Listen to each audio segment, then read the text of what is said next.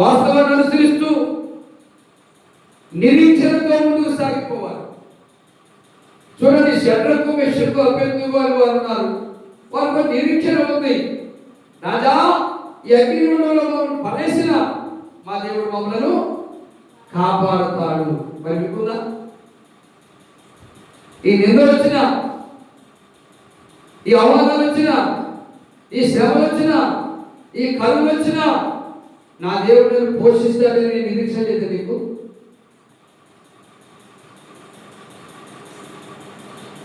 షడ్రకు మెషకు అభ్యర్థులుగా వారుకున్న నిరీక్షణ చూడండి. రాజు అడుగుతున్నాడు, షడ్రకు మెషకు అభ్యర్థులుగా నేను ఈ వార్త విన్నాను, నిజమా?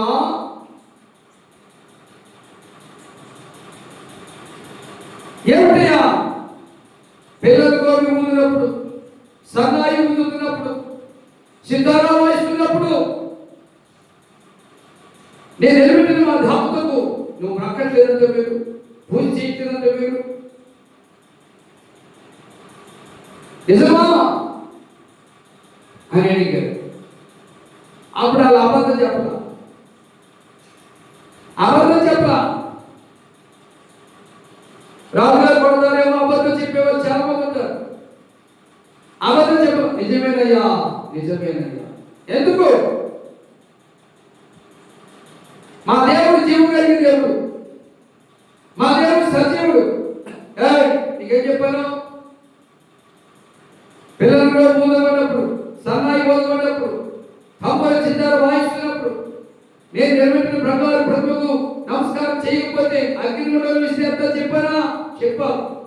అగ్నిగుండంలో వేస్తాలో మీరు వేసిన పర్వాలేదే, మా దేవుడు తప్పిస్తాడు. మాకుంది నిరీక్షణ. మీకుందాలంటే నిరీక్షణ? మీకుందాలంటే నిరీక్షణ? పరిమాణేసి ప్రార్థనకి వెళ్తే మా దేవుడు పోషిస్తాడని నిరీక్షణ మీకుందా? దేవుడు దేవుడికి ఇస్తే దేవుడు మాకు పరలోకాన్ని ఇప్పుతాడని నిరీక్షణ మీకుందా? నా అవమానానికి ప్రతిఫలంగా పూజలు దేవుడు ఇస్తాడని, ఆయన ఘనతలకు ఇస్తాడని నిరీక్షణ మీకుందా?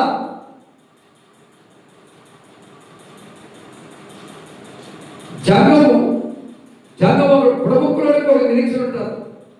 ఈ ఓడిపోకలు ఎన్ని మరుక్కున్నా, ఈ బజార్ పోకలు ఎన్ని మరుక్కున్నా నేనేమి చేయలేవు అని కర్ర పట్టుకొని కర్రతో కొడుతూ పోతుంటుంటాడు. ఇక అందరిలో కలుపుకుంటూ పోతుంటుంటాడు. ఈ కర్ర చూస్తే కుక్కల దగ్గరికి రావు అనే నిరీక్షణ ఆ ప్రముఖులు పడుతుంది. ఆ కర్రే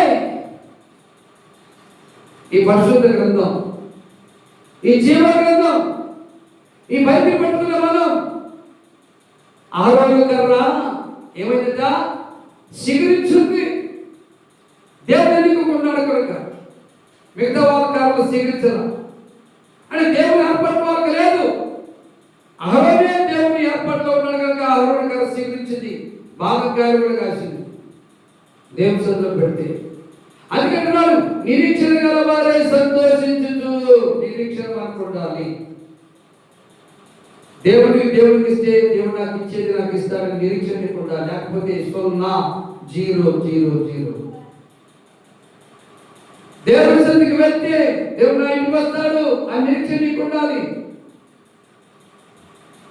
దేవుడు అడిగితే దేవుడు నా అక్కను తీరుస్తాడు అని నిరీక్షణ నీకు ఉండాలి. అందుకే నిరీక్షణ గలవారే సంతోషించుచు శ్రమయందు ఓర్పు గలవారే. శ్రమయందు ముందు శ్రమ కనబడుతుంది.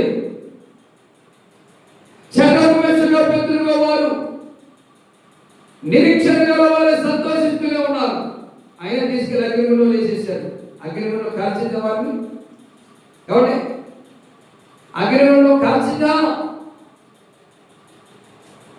నీ నిందకు ప్రతిగా భూతాన్ని ఇస్తానని దేవుడిని మనకున్నాడే నిరీక్షణ నీకు లేదా? రాని నిందలు, రాని అవమానాలు, రాని కరువులు, రాని ఇబ్బందులు, రాని శోధనలు, వీటన్నిటిలోంచి నా దేవుడు తప్పించడానికి సమర్థుడని నిరీక్షణ మాత్రం చెప్పుకున్నాను. దేవుడు చెప్పండి హల్లెలూయా. ఆ నిరీక్షణతోనే నిలబడ్డారు ముగ్గురిని అగ్నిలో విసిరేశారు. 4వ వారికి వచ్చి కాపాడాడు. వాళ్ళు కాపాడలేదు, మీరు కాపాడ్డా? వాళ్ళు నిజమే చెప్పారు కాబట్టి కాపాడు. అబద్ధం చెప్పుకుంటూ పోతుంటాడు, దేవుడు ఎలా కాపాడతాడు? మాయమాటలు చెప్పుకుంటూ పోతుంటే దేవుడు ఎలా కాపాడతాడు? కానీ మీరు అబద్ధం చెప్పలా, నిజమే చెప్పారు. నిజమే చెప్పారు కనుక ఆ నిత్యుడకు తండ్రి ఆయన ఏం చేసేట, అగ్నిగుండంలో నుంచి దేవుడు